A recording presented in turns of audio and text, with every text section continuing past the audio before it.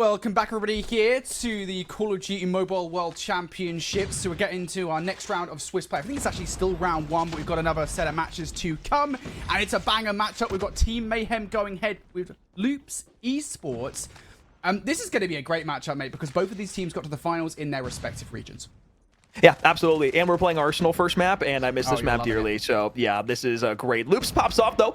Got a couple in the feet. 3 straight go for him. So, able to get inside of the hill, start things off quickly here. P1, very scrappy and contention heavy on this Arsenal map. But they're making quick work of it. Got themselves up to 15 already. Realistically, one last break attempt here, and you're going to be looking for P2 spawns. Yeah, for sure.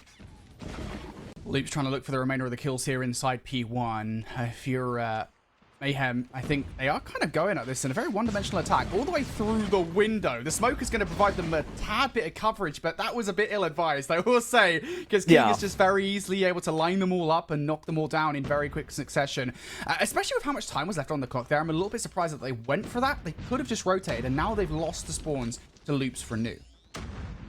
This is a hard hill to break too. You got a few players on the back end, but the AR's power position's up over the top. Trying to jump down to the hill like that is just a no-go 90% of the time. Loop's doing a great job of being able to hold this one down.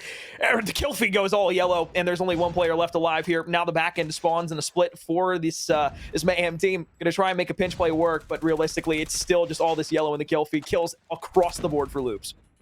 Yeah, this has just been such a stellar start for Loops, and again, you really just have to note here that Mayhem did hand a little bit of this control to them, so anything that happens from here on out might well be their fault, but finally they're going to be in for the back 30 seconds. This will be one last push coming out from Loops. We'll see if it works out. Right now they are, again, just going down the one lane, and off the back of that wrap is able to pick up a double. That should be kind of the warning shots here to send all the players away. There'll be one last little attempt from Brigadera. We'll see whether or not he can actually get anything on the back of it, but he will be shut down by Blur. So at the very least, Mayhem do walk away with 20 seconds or so of time from that hill, and they might have rotation too. Somehow, this is not as secure as we would like from Loops. It's already Kings starting a challenge here, but that's a big kill coming out from Chaotic, and now this should be Loops touching first on the next hill. And you're going to see Maggie trying to at least orchestrate a flank here. Not going to be able to find much on it, but realistically, look at the coverage. Look at the pinch opportunity that you have here if you are Mayhem. A few players trying to pinch in from each angle. Claw going to be invested here from King. He'll fly out towards the point. Free fires the staircase. Going to get a wall bang onto one. Shot's not going to be good for Kings at the opposite end, but it is going to be a nice break here for Mayhem. So cruise missile now going to be invested over the top. Not going to be able to find anything just yet. However, a few specialists to break if you are Loops. Yeah, I'm not surprised. This is where we're going to start to see some of the specialist weapons come out to play here, especially as you're going to see Loops be earning them mostly first, considering they got the lead they did off the first couple of hills. We saw that kind of snowball effect happen all the way back in Black Ops 4 when specialist weapons were reintroduced to the series. It's happening once again here. Big investment coming through, and it's going to result in the last 20 seconds going the way of Loops as they get the majority of time off the back of this hill. They'll be very happy with how that one came out to play. Now we move over towards the next hill. Jesus Saves will be the first one over there. Just get immediately shut down. Raph now with the equalizers. Let's see what he can get done. Looks for the first kill. Chaotic going to be up and down for the second. And this is a nice utilization of the specialist weapons. You love to see it. These equalizers can still do more and more damage as more players from Loops approach the hill. Yeah, I was going to say, I didn't necessarily love that aggressive challenge on the left-hand side from Jesus Saves, put himself out of position, but with the specialist able to come in on the back end, Raph has started to turn himself up. He's got a Hunter Killer to work with, potentially working on a cruise missile here soon as well, but the score continuing to try to equalize itself back up to about 86 on the opposite end. Mayhem trying to break back in. Kings is going to be the first player to find a kill here. It's not actually going to get the second. Brigadera is going to be the player to shut him down, but still, nonetheless, Team Mayhem trying to approach. Jesus Saves, going to save the hill there for the double. And now, still looking to cause some more carnage here. These players just need to try and hold off, because I believe it's Blur that's going on a long flank in from behind to try and make these players feel uncomfortable. At the very least, there is kind of a semblance of some kind of pinch play happening from Mayhem. But nonetheless, it does not result in anything substantial. Brigadera and Chaotic will be the players to finish off that hill, and that's the last bit of remaining time going the way of Loops. Now over towards the final kill of the rotation. A Blur is doing a stellar job at just zoning these guys away. Finally, Crozing will take him down, but it buys some time here for the backup to arrive for the next hill. Yeah, I mean, throughout the entirety stage 4, a lot of hard point played from this Loops team specifically. 32 maps played, 24-8 is their record across this mode specifically. So this is the mode that they're looking to take advantage of early on, specifically in a best-of-3 setting where that first map is so crucial to being able to kickstart that series. You're going to be able to break in. King will unfortunately fall, but this is where they're going to look to make their money. Yeah, absolutely. I think it's not really a surprise to see Arsenal be the pick for these two teams. It's their strongest map for both of them in hardpoint. So again, not a surprise whatsoever. Loop's going to be, though, inside this hill. We're going to hold on to it for the moment. It is just going to be Crozin and Chaotic, the latter of which has already fallen down. Crozin now going to go down as well, thanks to Blur, who finds yet his another double. Make that a triple here in this game. Finally, he does go down, but again, that is enough now room for his teammates to come on through and continue to challenge this. These guys, again, this is something that's so reminiscent from Black Ops 4, Alex, is when we see teams continue to spawn up around the backline, continue to hit this hill again and again and again.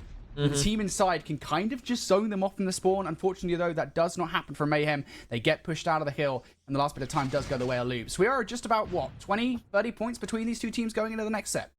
Yep. I mean, I do like that play from Blur, too, on the back end. Not only goes and tries to kind of cause havoc in the last 5 seconds of scrap there, but essentially disrupts what Loops were trying to throw at the middle of the map. You know that the next hill is going to be very congestion-heavy, very scrap-heavy in the middle of the map. So it's not too much of a stretch to be able to put yourself out of position to maybe find 1 or 2 kills. Claw going to have some good shots and some good usage in the middle of the map, but it's 3 kills that go back the way of the Loops. They have the man advantage in the middle of the map here. Now going to have an opportunity to break into this hill. The kills go good, but there's still 2 players here from the side of Mayhem. Yep. Big kill here from Mayhem. Time for the claw to come out from King. Let's see what damage he can do. Finds one right in front of him. Kings is actually going to get taken down by Crozin, but that's nice utilization of the specialist weapon coming out from King, and you can just continue to zone. There's just so many little close quarter engagements happening here, which King can take advantage of. Finally, though, does get shut down. Last few seconds going to go the way of Loops. Now we look towards the rotation once again, and it is number 4 on your minimap, Cartels, that has so much to do. Has to at least win at least 1 gunfight, and he does actually end up winning the first. That's Chaotic that does fall. But again, he is just the player that needs to be really annoying for the players on the flank. And to be fair, I mean, look at the way this man is playing his life at the moment. You can see his teammates now coming off the spawn from that P4 side. He is doing so much work for his squad, Alex. Big Eater is going to start to push his way out. Jesus Save is going to be here for 1. Snaps back around, but it's a trade that goes in the opposite way. 2-1, the advantage now for Loops at the hill, but it's going to be a break that comes in from this Mayhem roster. So 3 in the blue kill feed, a couple more trying to fly their way forward, but you're going to see those right-hand side spawns. Deep in the spawn side is Loops. Still going to be here for a quick contestation. The problem is you still have so many players on this side of Mayhem being able to challenge out the back end. Raph with another one is able to clean up big, and the Mayhem roster holding strong. Yeah, this is nice. And again, we talked about those back spawns previously, right, Alex? You're going to see Loops continue to spawn around there with 20 seconds remaining. They would be best served just to rotate. I mean, look, they're not really got much of a challenge if they do choose to rotate at this point in the hill. Blur will be the first player that they do encounter. The right decision now being made. As now we look towards the end of this hardpoint, things basically even Stevens going in towards P3. A Hunter Killer in the air might well assist as we go over towards this next hill, but Blur and Kings were the first players to touch. They immediately do get dealt with. And here comes the flanking play from Raph. What damage can he do? First player going to be down for the count. Through Museum goes Cartels, and Kings is going to open things up with another couple of kills. If this could be a fast break coming through from Mayhem, it would be crucial. A Predator missile is invested. The kills are being made. And just like that, it takes 10 seconds. Mayhem, they're in.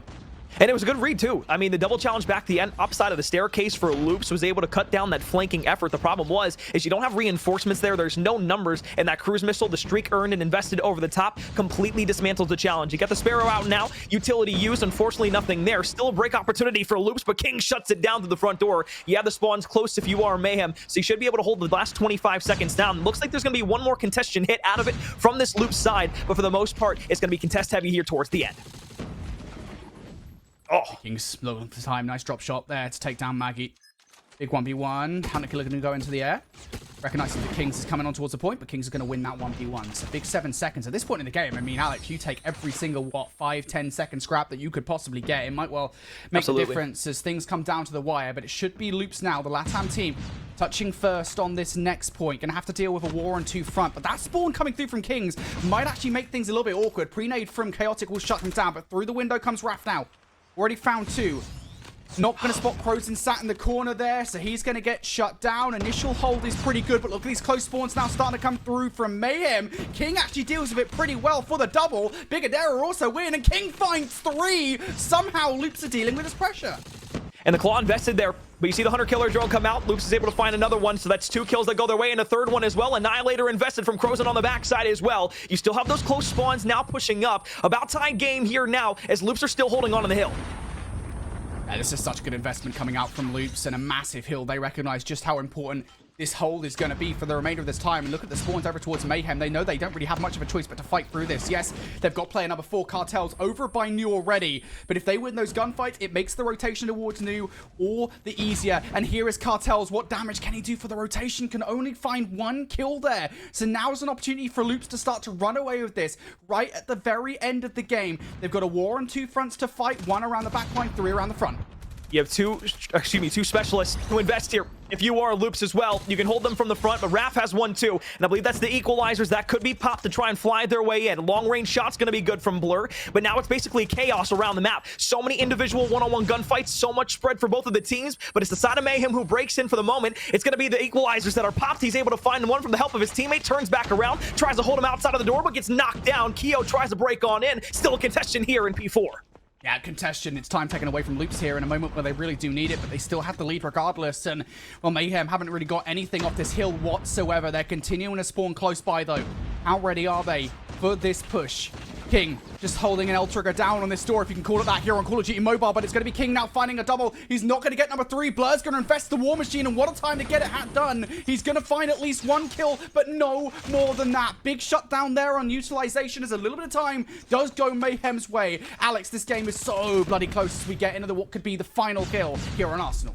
It's the blue arrows inside of the middle of the map. Frozen looks for the shots on the left-hand side, able to pick up the first one. That's going to at least cut them out of the middle of the map for now. He'll pop 60 seconds of time. Each for these teams trying to go ahead and aggress their way forward. Turns back around, shots in. Blue in the kill feed. It's all blue, and it's the side of Mayhem who have broken in.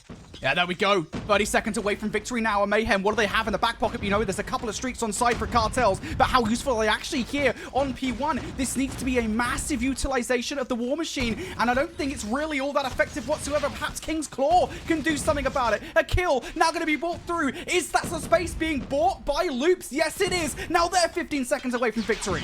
But now it's Mayhem who's trying to flood in through the window. We saw this in the first set of hills. They weren't able to make it stick. Loops have the control. They have the advantage. The pinch now coming back on the refrag.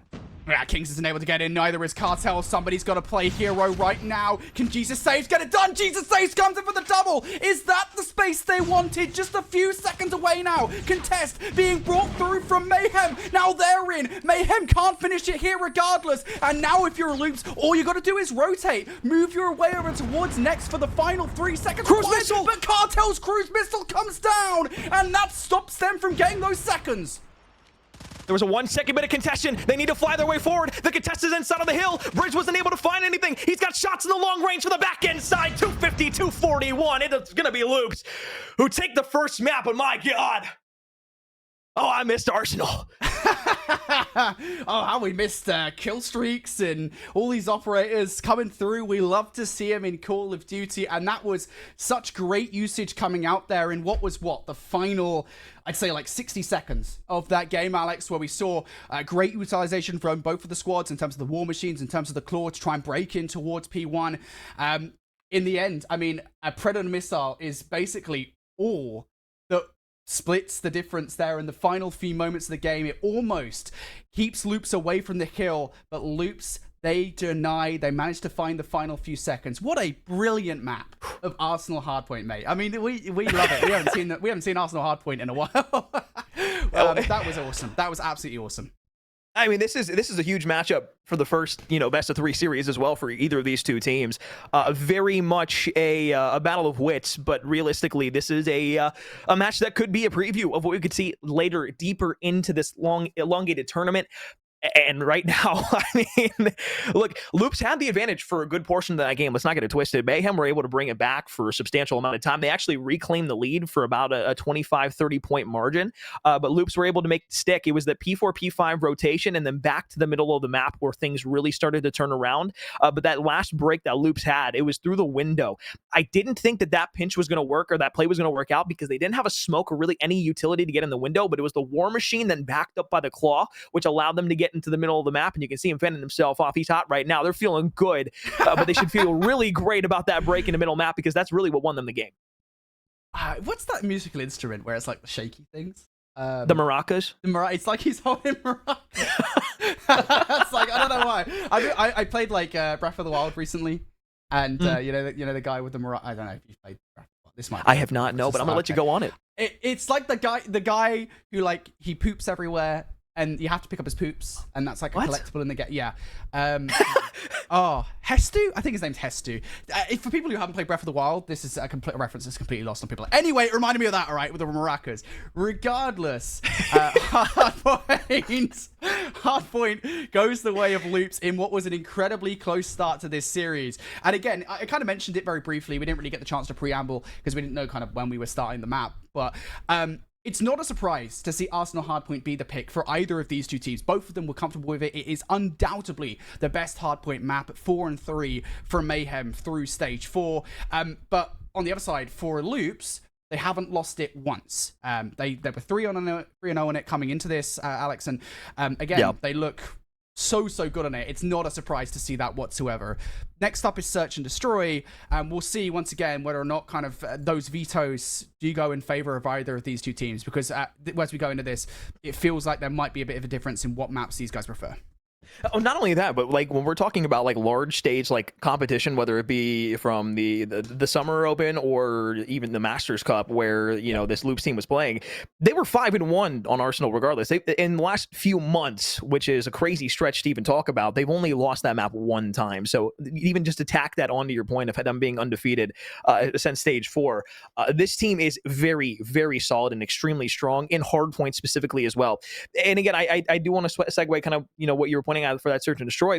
This is where Loops has kind of tended to struggle just a touch. 15-8 has been their record in international, not even international play, but through stage play, specifically in stage 4. They have not been historically great at this mode. It's not to say that they're bad whatsoever, but this has been where they falter a lot. That control could be a devastating hit at the end as well. It just doesn't seem like they have enough practice on that. So now that you have that 1-0 advantage after the hard point, you can capitalize on this series. You are in the driver's seat. Again, this is a best of 3 series, not a typical best of 5. So you're only going to see, the majority of this series, probably, of course, your 2 respawns, but that S&D becomes even more apparent.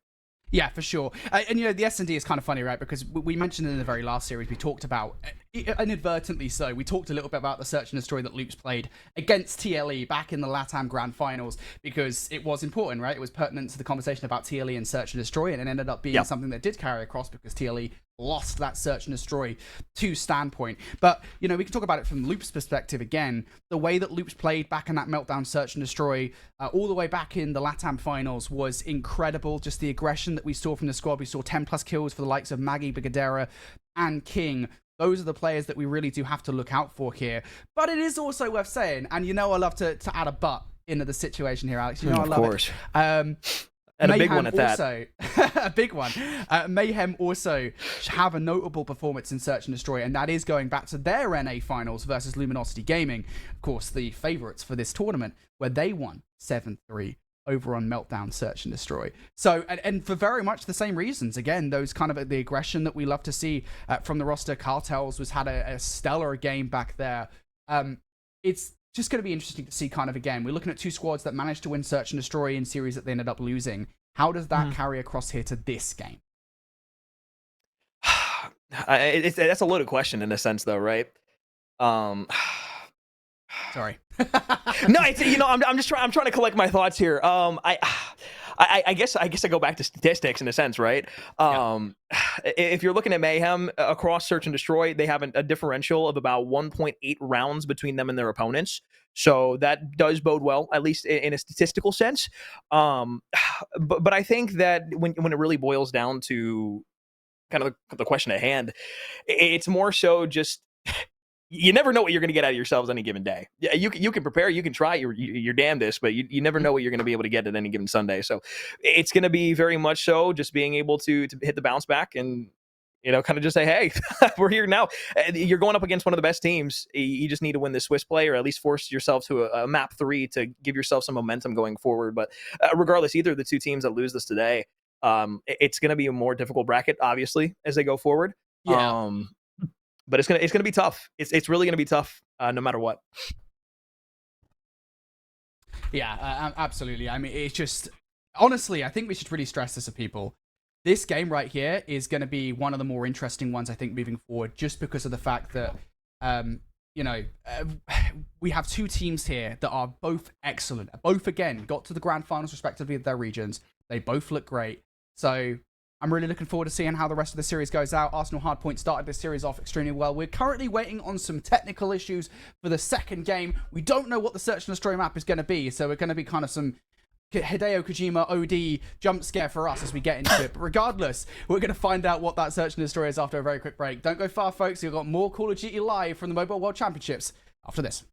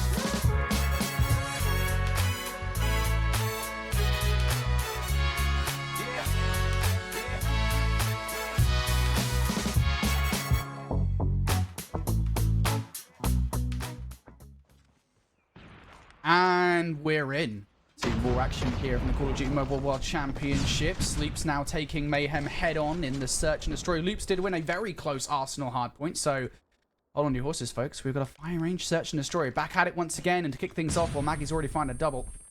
One man down are they, though, as, well, this action just going so fast. Kings and Cartels have already traded things back. Blur with the up-close and personal snipe on towards Bigger Darren. Oh, my goodness me. Extra bullets into the body as well. Is that warranted? Oh, might be. I thought he got that quick scope off, too, though, for a second. But now it's a 1v1.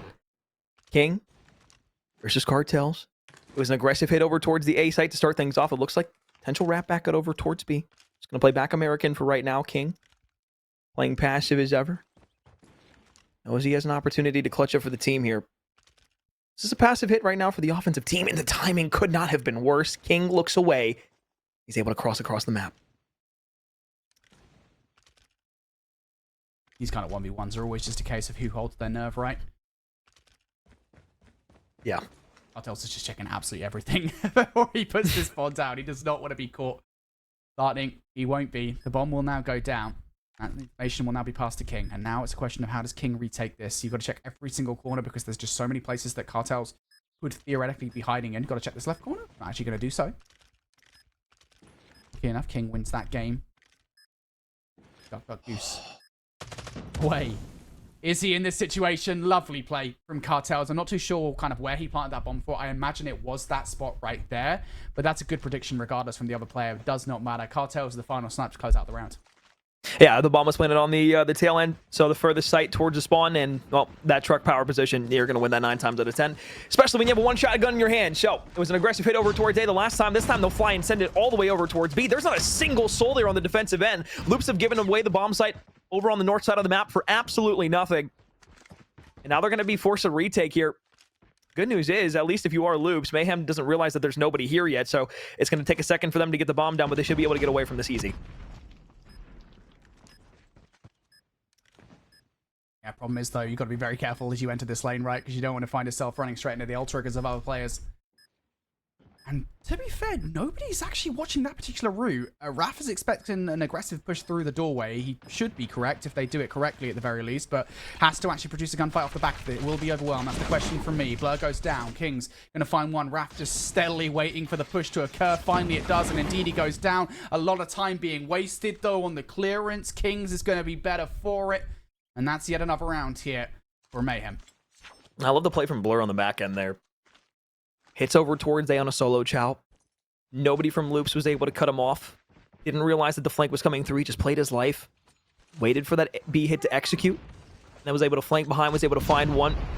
Helps out the team to a crucial round there. Jesus A is going to be pushing up with Cartels now. A-bomb clearly the destination of choice. You got 2 players playing back American. And you also have 2 players inside of the U-Haul here. First blood going to go to the side of Loops Esports.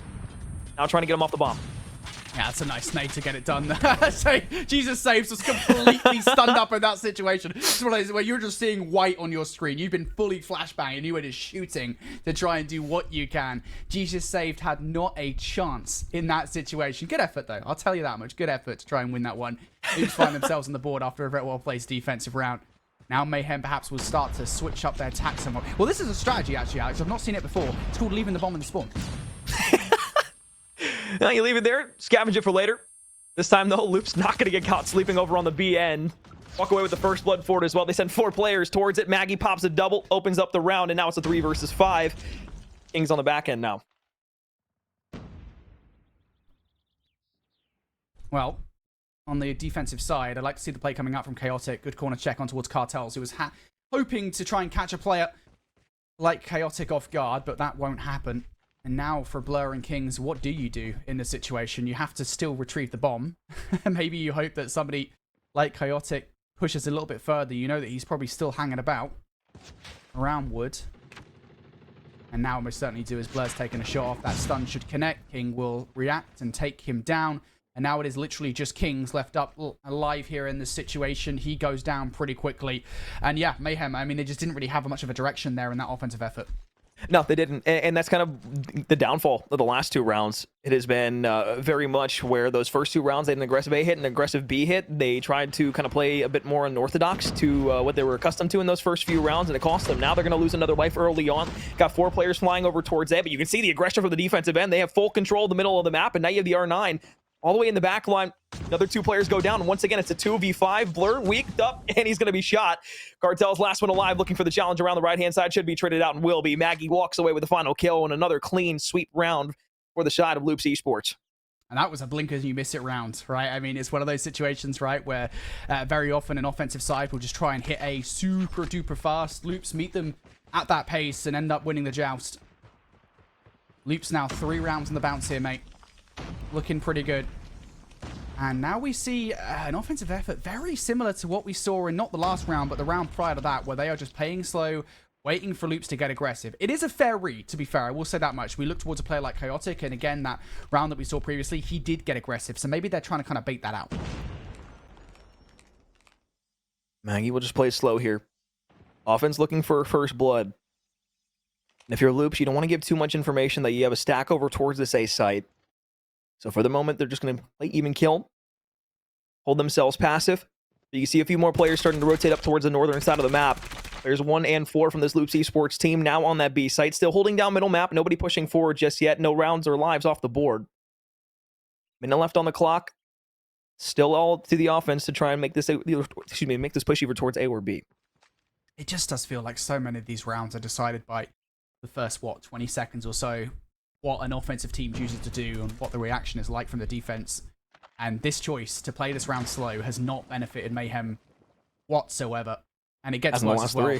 Yeah, Jesus Saves goes down. And now the aggression starting to come out, this time from Bigadera. He moves forward, and Mayhem, they have to waste time trying to find this kill, trying to find that trade. I mean, the bomb's already made its way up towards the north end of the map. Sure, Blur's able to find 1 on the trade back, but I mean, it's an equalized 4v4, 30 seconds left. You have to try and push this up towards the B site, but there's 2 players trying to play this here. Over towards that left side. First gunfight challenge going to go out. You're able to find 1 if you are Mayhem, so that site should be yours, but there's another 2 reinforcements for every 1 kill that goes down. So 4v3 on the site. Still a few players here, but you find Maggie off of it, and this should be a free plant. I like the play. Love it from Mayhem. They're able to clear the site and put the numbers very much heavily in their favor. The reaction from Loops is good enough, but Bigadera here not in a great spot. What a flip of the switch there from Mayhem after a round where for the longest time it looked like Loops were fully in control of the round. They get a couple of kills over by B. They completely clear out the site, and then they get the bomb down from there. Loops, the reaction not fast enough. 3-3 as we now switch sides. Mayhem now going to be on the defense.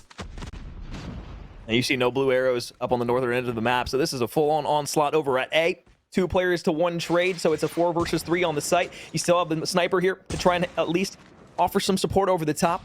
Not able to walk away with anything. Blur makes the wise decision to back off for the moment. The bomb has made its way up on towards this A site. Should be able to get this down. It's going to be a 45-second timer once this goes in, but it's a 2v3. Nade being cooked up by Blur here. And Maggie walks away just at the right time. Great play call. Decides to get aggressive though and gets shut down. And yeah, I think that might be one of those situations where maybe the bullets in the body are kind of required, because it was just a case of, in that particular 1v1, just got outsmarted. The defuse should come through. You know, with how much time they had left there, I'm surprised a couple more bullets didn't go in on the opposite end as well. But you know what? I respect that. Couple bullets, let them know you're there. Like playing football. Hitting the quarterback a couple times, even though they got that pass off, just to let them know you're still in the back of your mind. Hit over the top for an aggressive hit over towards B. Set nade not going to connect with anything. You once again see this Loops Esports offensive hit down towards the south side of the map, inside of the corner. R9 going to be looking for 1. Shot's going to be good. Looks for the second one as well. Cleaned up and nice and precise. Ralph able to find another one. And this is going to once again put Loops Esports on the back burner. Gonna have an opportunity for a retake here, but Jesus slides across. Kings finds 1 up top, and that's another flawless round. This out of Mayhem. Yeah, aggression coming out there from Mayhem on the defense, straight towards the A site. Well played. Now it's Mayhem that are winning back to back here. As Loops just struggling in these first 2 offensive rounds. Got to try and change things up right about now. And it's whether or not that passiveness is going to be the first thing you see. Aggression coming out through the middle of the map. Jesus saves clients the first. Maggie, though, going to trade things out. And that's going to get the bomb here right towards that mid-map area. They've got a bit of a choice as to what to do with it, but you've got to be careful you don't get caught by Kings off guard, and that's exactly what happens. Kings goes down, but fortunately, Maggie gets the trade, and that is still the bomb carrier, so that's fortunate. You don't need to go on a bomb retrieval mission just yet, and I think I might have just cast cursed them. Absolutely you did, but the R9 has been proven to be one of the most lethal weapons in the game for Mayhem, and puts them at the advantage yet again. Last alive is going to be King here. Does not have that bomb. And unfortunately, Mayhem is directly on top of it. They have everybody watching over the top of it. Sniper shot could be good for the player instead of the trailer. But I mean, it's just such a difficult position to be in.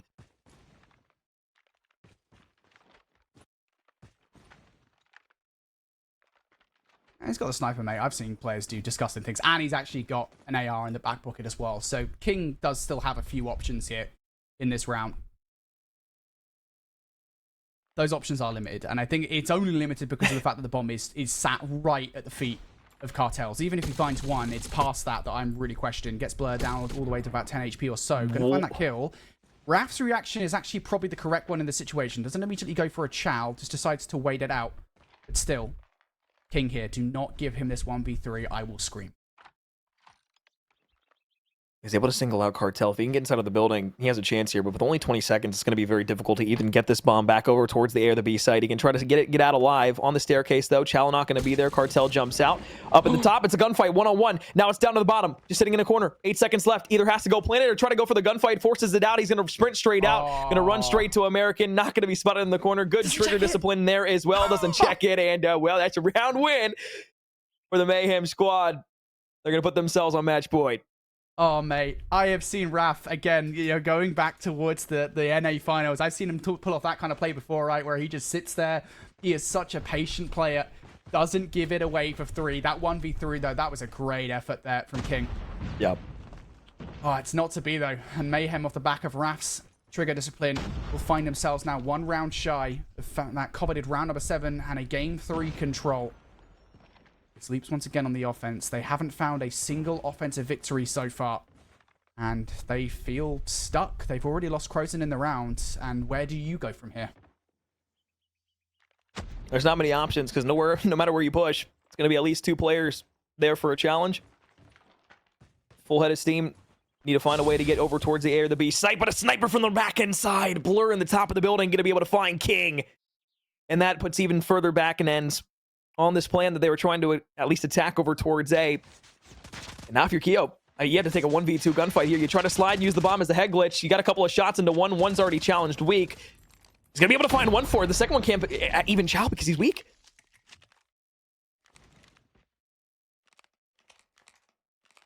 Chaotic, just so much to do here.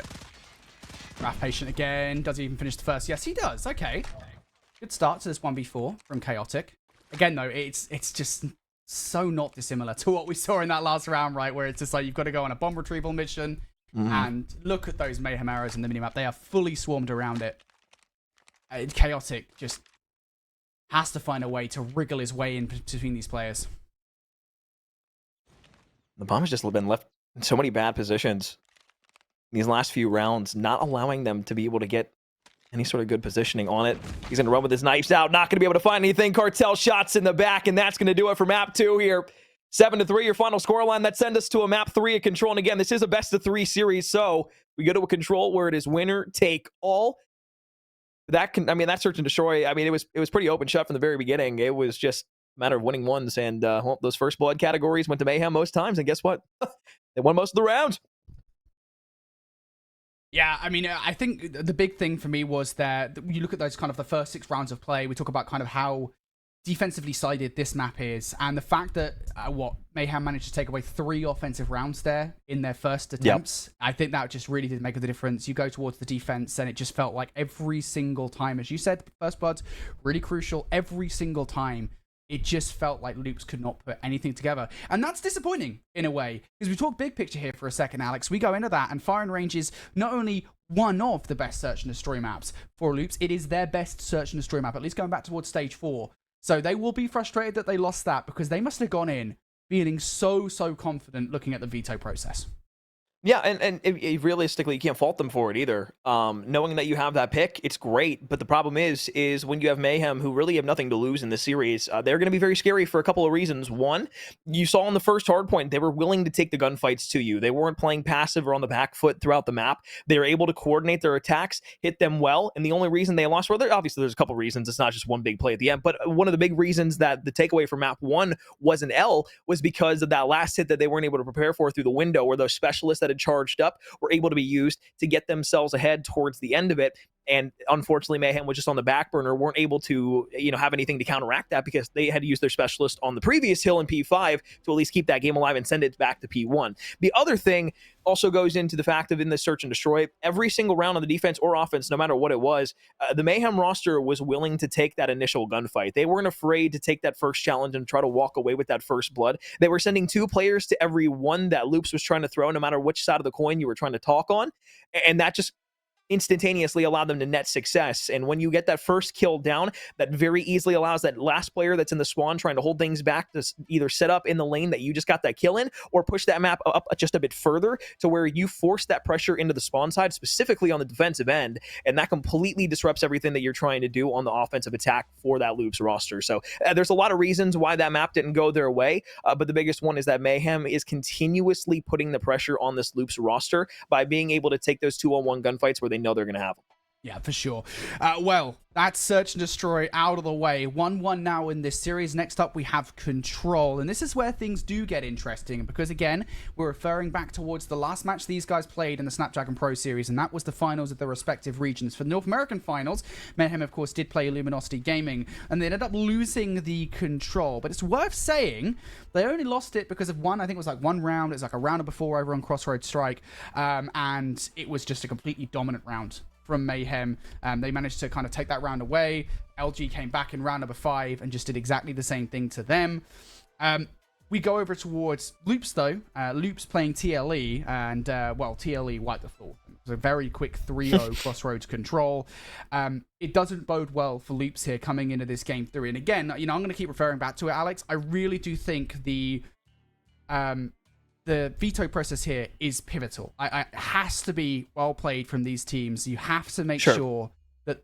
I think if I'm Loops here, I do not want to see a Crossroads. That's what I do. I don't want to see a Crossroads. Yeah, I realistically, the answer to that is yes. But also it's kind of a mind game in a sense, right? Like, yes, you want to play to your strengths. You want to be able to kind of be at your best. But like the thing is also... you don't really have, if you are Mayhem specifically, you don't really have a lot of practice on standoff. So there becomes kind of a talking point of like, okay, well, if we haven't played this map, do we debut this and take a risk on that? Sure, we might want to see raid, but that also plays into Loops where they are also extremely good at that raid control. Or you talk about Crossroads Strike and you say, okay, both of these teams have struggles on this map. Where do we capitalize on the struggles? Have we done enough to be able to kind of resurface ourselves as a team on this map? Have you scrimmed enough? Have you been able to get enough practice in to be able to take advantage of that? I honestly, in my humble opinion, obviously I'm not a player or a coach in the situation, but if I'm looking at this from a purely statistical standard where I'm saying that this map is bad for both teams, why not take your worst map and be able to get a win on it against a team who also is struggling on it? Oh, boy. It's the mind games, baby. Yeah. It's all the mind games. Yeah, I guess. I mean, there's always that aspect. We've always talked about that, right, in terms of kind of where do you go with the veto process, right? Because I think, especially on an international aspect, right, and people can correct me if I'm wrong, they can tell me I'm talking rubbish, but from an international perspective, if you're a team from like the North American region who's trying to do their homework on teams from the LATAM region, a team that they won't have played until Worlds, right? I mean, these guys don't interact basically whatsoever. You have almost very little homework as to what the better maps are for these teams, right? I mean, obviously you've got a playbook, but you know what you've got is very little, and so you do face a choice, right? You do go, all right, do we take these guys away from their favorite maps, because we know they're good at them, or do we play them on a map we know they've played a lot, because that is where we can learn exactly what they're going to do, what their strats are. We can take a lot more away if we're playing a map which we've seen them play a lot of. So I always find that dynamic with the veto process extremely interesting. Here's our answer.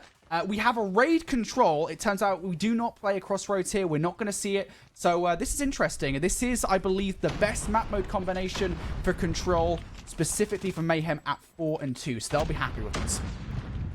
Well, they will. Either each of these two teams, I guess when you look at the statistics across the board, probably the best mode. So I guess you're not too terribly upset regardless of the situation.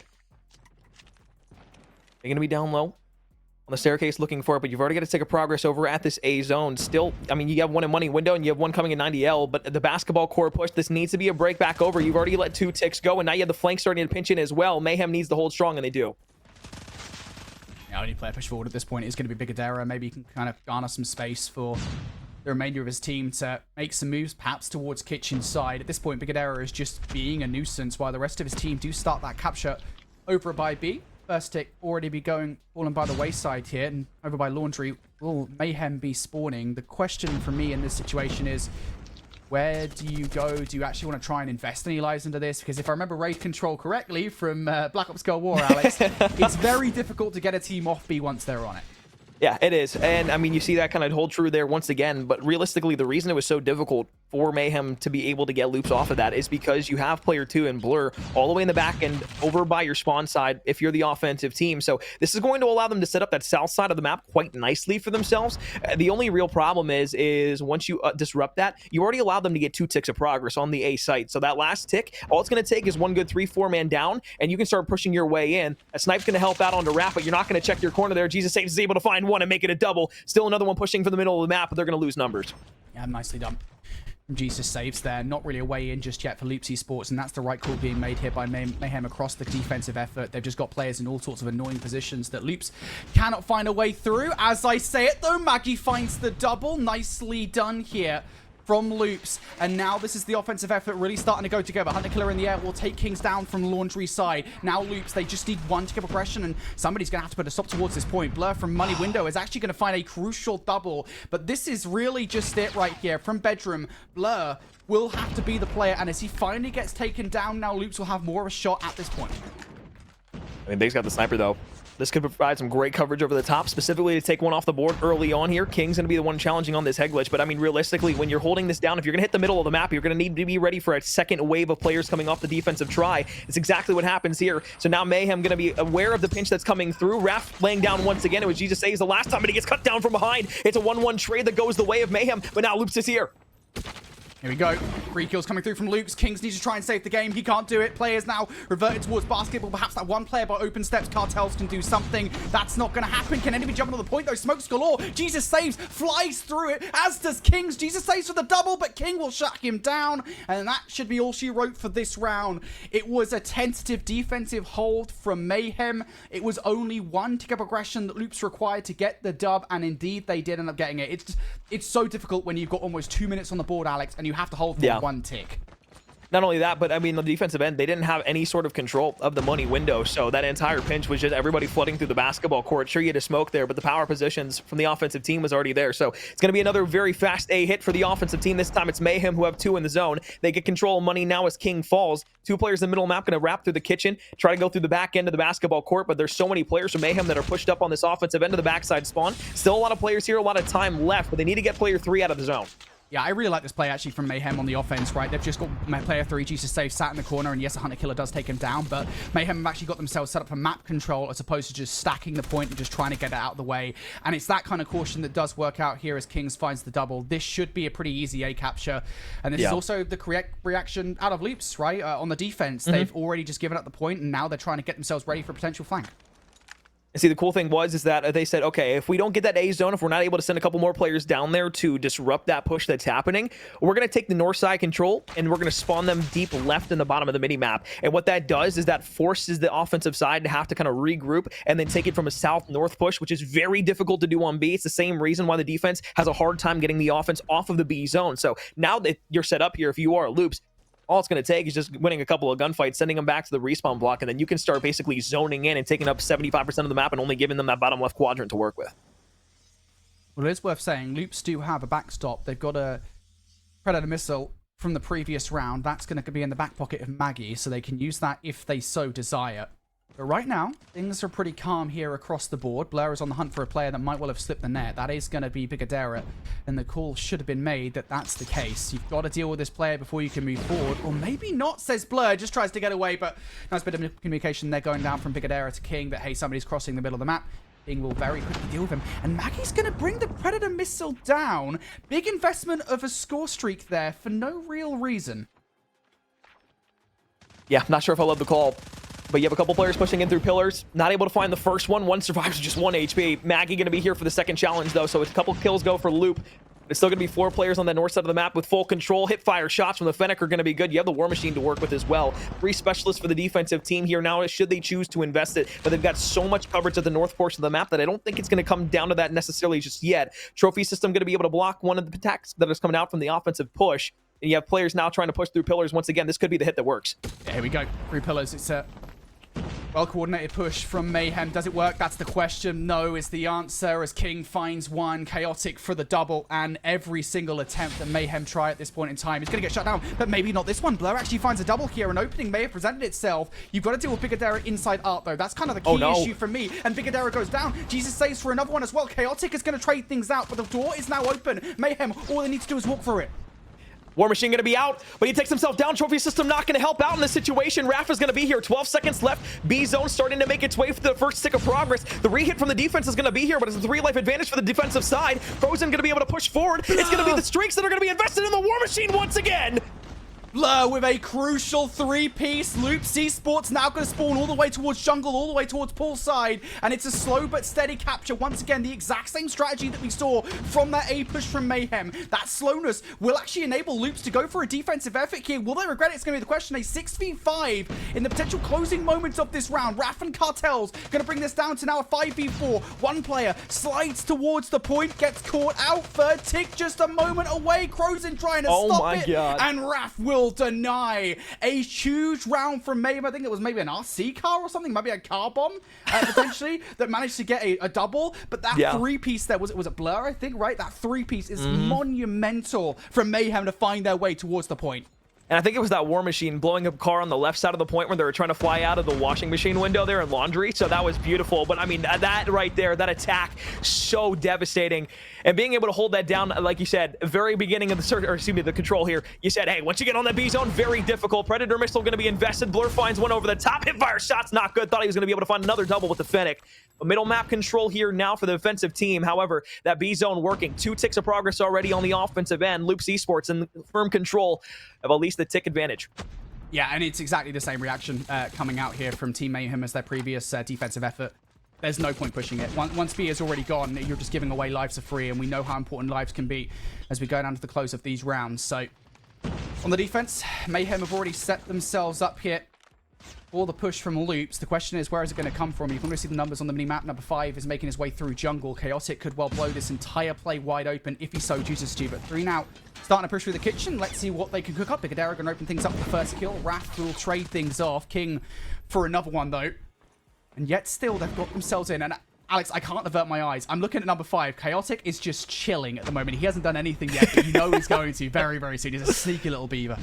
We hopped out of 90. You see Blur back all the way off. He's behind 1. Hipfire shots helps his teammate out. So what was a 5-life advantage for Loops is now down to an even life count at 19 apiece. And now they can start the spawn trap. The offensive team not able to get out. Annihilator is going to get popped over towards the right side of the map. Specialists invested here, trying to make sure they can take firm control of this. It can be so deadly. He's able to find one. Second one misses. Tries to find a few more shots, but this is just keeping them at bay for now. They're all trapped inside of the garage here. We're not playing hardpoint. This is control. You got to get out. Yeah, and the entire play, I think, was so reliant on what Chaotic, I mean, I mentioned it, right, was able to produce on the flank. He actually has to come back there to deal with this spawn trap from Mayhem, and it doesn't really do anything of the note. Loops, spawn trap, they've got a 3-life disadvantage here, and so much real estate to garner back from Mayhem. Can they do it? King's just watching from top pool bedroom. Does actually get shut down now as a potential opening. Look at Jesus saves. Sitting in the middle of the map, waiting so patiently before he strikes. There's the first. Can he find a double? No, it's actually the answer here. It is 3 successive kills now start to come through from Loops. This might be the opening that they wanted, especially as another player gets through. And goodness gracious, hold your horses here for a second, folks. It looks like Loops might have an opening. I thought it was Rapid Pillars who was going to make the play. I thought the flank was going to be able to develop just in time, and it's 9v8. Lives in the advantage of Loops Esports. They're able to find another one. Here comes the basketball flood, though. First one out onto the point. Jesus Says is there to find 2. Had the Sparrow to invest, but now it's the Claw from King, who forces one back all the way into the 90 side of the basketball court. You still have a few players inside a money window, but this is why the side of Team Mayhem wasn't able to hold the first time. They had no control of money. They're going to try and push it again here, but everybody's still on the point now. The play, it's an attempted flank coming through here from the players. That player down open steps is actually going to get shut down, and Blur needed to go huge inside money window. A is not captured just yet. 2 ticks down. An attempted flank here, but it should be caught out by player top window. Surely it does. Crozen finds one, and it's going to come down to a 1v1 in the end. King is going to close out that round.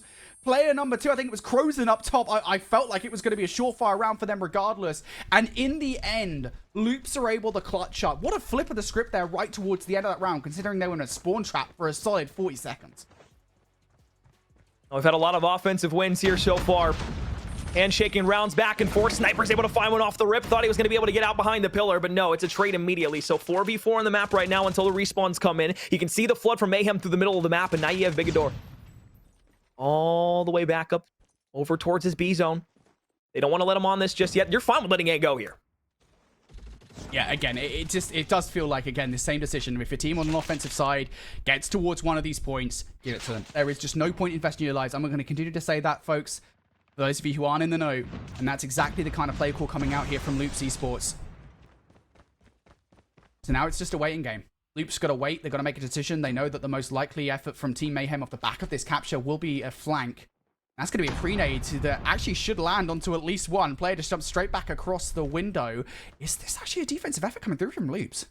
I mean, you should be able to call this out, though, that they're going to be right below money window. You have 3 players here, but it's going to be the... Oh my god, it's the Heglitz that allows him to go ahead and shake and bake him off of him. Advantage here. Still to the offensive team that's pushing over towards there, but you add an extra minute onto the clock. You have 1 zone completed, and now you also have Cartels, who's just trying to get his way out back up on returns on the top of B. It's going to be a south-north push yet again. Loops are kind of in a weird spot right now, though. They don't have a lot of presence over towards that B zone. If they get caught up in the middle of the map and their spawn, this could be a very difficult hold on the B site. Yeah, Mayhem, you can just see them trying to put together this push. But it has to be simultaneous. You have to have players on both sides of the point hitting at the exact same time.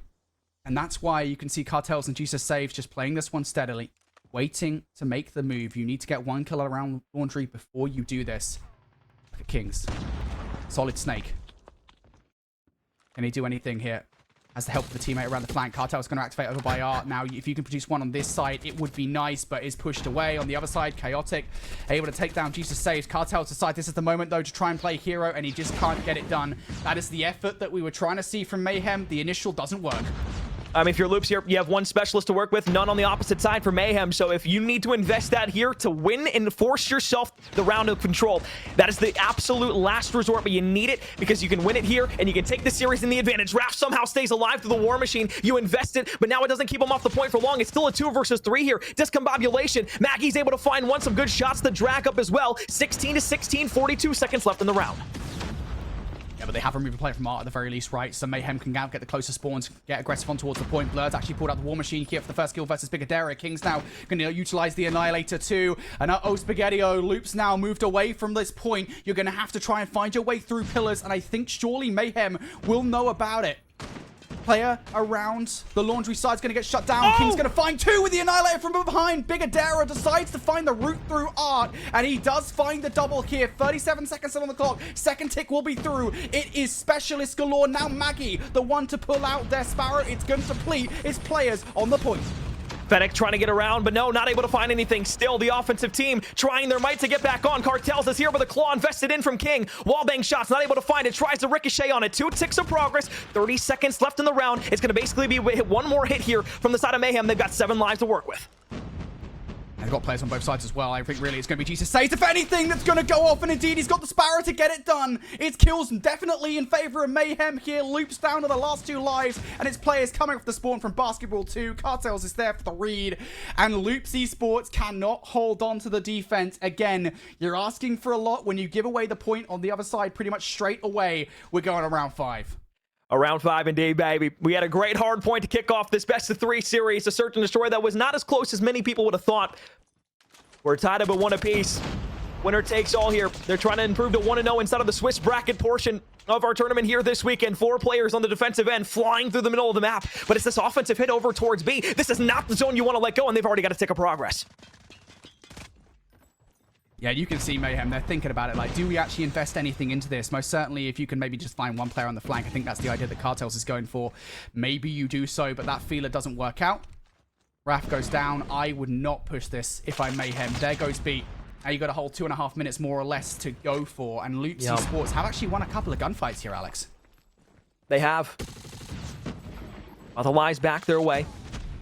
Over towards the laundry side, it looks like this is where the hit is going to be coming through. A lot of the time, especially back during the Cold War era, you saw this hit through the laundry side, try to force their way down to the basketball court, force the spawns to flip out just a touch. As Loops is going to try to make his way forward here, you need to cut down player 1 here, but if Maggie can stay alive and find another one, it's not going to matter because Bigador is there as well. So this is the hit here. Now to the spawn trap, not able to find anything. This is going to let them get out for free. You need to be very careful here if you're Mayhem in the spawn. Do not let anything through. That has to be step number 1. You've already lost the player up top, poolside bedroom. Everything has to be kosher. Frozen, trying to pre-fire through the Tiki. It doesn't work out. I think Loops might be going for a more unified push. You can see number 1 on the minimap, Maggie. I think they were thinking about potentially going around on the flank, but thought better of it that probably Kings on that tree heady would have taken them out before they could do much for their team. But Crozing actually might have got behind enemy lines here and most certainly has caught Jesus Saves off guard. Is this the opening that Crozing wanted? Needs the help through money ideally, and that is coming in the form of Maggie and King, but both of them go down. Cartel for a huge double, but now here we go. Crozing on the point. Crozing finds the double. 3 now. Make it 4 between Loops Esports. They're starting to move up. But the spawns are going to be close for the defensive side here, so they can get back through the money window, they can get into 90, they can use that balcony head glitch, and they can fly through the basketball court. But however, on the opposite end, Loops has the head glitches. If they start to play this through the middle of the map, and they get money control, the round can flip around, but Cartels, he popped 2 beforehand with a claw. This time he's going to use the Fennec to get another double. Lives in the advantage for the defensive side here, but it's Loops who are able to get at least 1 back in their favor. 2 ticks of progress, 45 seconds, and 13 lives is all that separates this game. Mayhem on the defense here, just 2 players on the point. Raf and Jesus saves. The latter goes down. Now just Raf. Raf goes down as well. And now they're relying on a pinch play. Got to win that gunfight if you're open stairs by Kings. And he does. Blur through basketball. Also finds a double. Oh, no. But Bigadera now with the equalizers. Can he make the weapon live up to its name? What can he do? The flank around. Blur just simply never expects it. Through money now. Oh! Looking for the next gunfight. Bigadera goes huge. And now garnering space. 20 seconds left. Oh! Bigadera once again with the equalizer. How much more damage can Bigadera do? He gets back on the point. He has a gunfight in front of him. Not going to be able to find Raf, so contention still here. 5 versus 4, 17 seconds in the round, and the War Machine is invested up over the top. Shot's going to be long. Basketball court, the cruise missile invested. Crozin finds one with the Annihilator. 1 versus 5. They're not going to do it. Loops Esports are going to take the final round of the control. A 3-2 victory and a 2-1 series win. They'll be 1-0 in the Swiss bracket. Wow, Bigadera goes huge, and it isn't just him, of course. I mean, what was an Annihilator play? I think they're coming out right from me. I think it was Chaotic that managed to pull that off, and the Predator missile, as you say, brilliantly played. But Bigadera has to be given just so much for that final play. I mean, what was really the penultimate play? Where he got, what, 4 kills? With the equalizers making a really bodacious play. For him to just run through basketball and decide, yeah, you know what? I'm going to make this flank happen through the tree cut, and nobody's going to expect it. I mean, you could see just how shell-shocked they were by the route that Bigadera took. It just completely blew the defense wide open. They didn't have a chance. And honestly, it has to be said, that control was incredibly close. I mean, every single round was pretty much the exact same thing, right? Where one team managed to take one of the points on the offense, and then we had a 2-minute standoff or so where something had to break, and it just didn't. The defense, time and time and time again. What an incredible series. There's always people that like clown on control and are like, you know, control's a cool 3rd game mode. I'm not a huge fan of it. And then you get moments like those where the entire game is close and every round comes down to a last-minute play where 1 split-second decision could either win or lose you the map in a large way. And it's just eternal bliss. Like that right there is like when you show people why control should be in the map set, that is what you show them right there. It was fantastic. But that whole series was great. The first hard point was close. Loops were able to take it just by the stretch. Mayhem tries to bounce back in the S&D. They get a good job. They get it done. But the respawn team and the team that's able to go ahead and at least climb that mountain to the top for the moment is going to be the team that walks away with it. Loops do a phenomenal job, and now they improve to 1-0 inside of the Swiss bracket. So, Brody, there has been an incredible amount of close matches here today. But I think that one not only was a great match, but that very easily could be a late bracket rematch that could potentially decide an early exit in the tournament or a team's road to a grand final. I think we knew that though, right? I think looking at it again, I think it's pretty obvious when you look at the teams, you look at kind of what they've achieved in the past. We look back towards the regional finals, right? Mayhem again got to NA finals. Loops, they got to the LATAM finals. For this to be a disappointing match in any way, with the pedigree of the teams, the pedigree of the players on the rosters, what they've managed to achieve, not just this year across stage 4 and previous stages, but also towards last year, towards the 2022 chapter. I mean, for heaven's sake, one of the players on Loops, you look towards Crozin, got third in 2022 with that Inco Gaming roster that took everybody by surprise. It just, you know, Loops Esports, 2-1 victory for them. It has to be stressed just how much of a crucial victory that is, and what an awesome couple of matches it has been to start off Swiss play. Not just this, but the first one as well. You know, Standpoint winning 2-0 against TLE, that was a massive, massive shock. Yeah, big upset on that match. I think even that feels like an understatement with how well that Standpoint roster played against TLE. That first hard point on Summit was kind of like the epitome of like, okay, hold on. We might have to be talking about this series in a different light here for just a moment. And once they were able to kind of orchestrate their way around that map into the search and destroy, you know, despite a late comeback from TLE on the defensive end, where again, you know, defense is kind of pervasive on that on that fire range map. But I think what it comes down to is like, not only did Standpoint have the composure to keep themselves there after TLE came back, but for those two maps in Hardpoint and Search, where like they've been okay throughout the year, but they were kind of like the underdogs, and like going into that TLE series, nobody wrote them off as like, oh yeah, this is upset alert and has upset potential written all over it. That was something that they did themselves. They proved that very early on in that Hardpoint, and they made it sail coast to the end of the game. For sure. Well, we could be looking at Loops and Standpoint again as they go 1-0, and that's where we're going next. We're going to look over towards a team that is 1-0.